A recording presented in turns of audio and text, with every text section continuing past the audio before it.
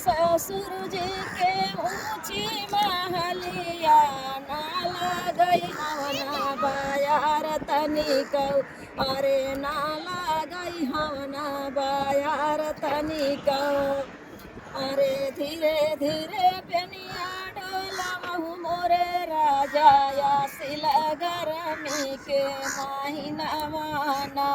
अरे धीरे धीरे बेनिया डोला महु मोरे राजा या सिला गरमी के महीनावाना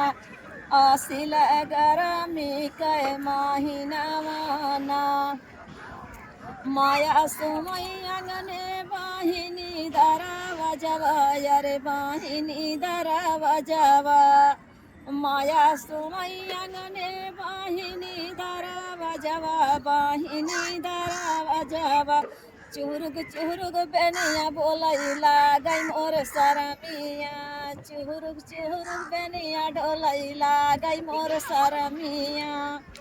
जाऊ हम हो गई बपैया के बेटी जाऊ हम हो गई माया के अपने बेटी जाऊ हम हो गई बपैया के बेटी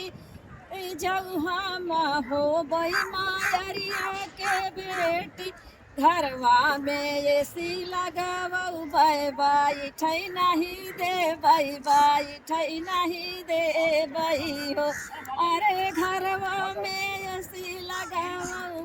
बाई ठई नहीं दे बाई ठई नहीं दे हो जाऊ हम हो गई बपैया के बेटा जाऊ हम हो मायरिया कई बेटा घरवा में लात नहीं धर भैया के लैका कर बिहुआ के लैका कर बिहुना अरे घरवा में लात नहीं धर भैया के लैका कर बिहुआ के लैका कर बिहू राजा ऊंची ऊंची महला जहाँ मही बनऊ घरवा में नौकर लगावऊ भैया रे घरवा माँ नौकर लगावऊ बै खाती के दारी तोहरई करऊ भैया पुनई चला औ ब्याया पुनई चलायऊ ब्याना अरे घरवा में नौकर लगावऊ बै खाती के दारी तोहार करवऊ भैया पुनई चलायऊ ब्याया पुनई चलायऊ ब्याना।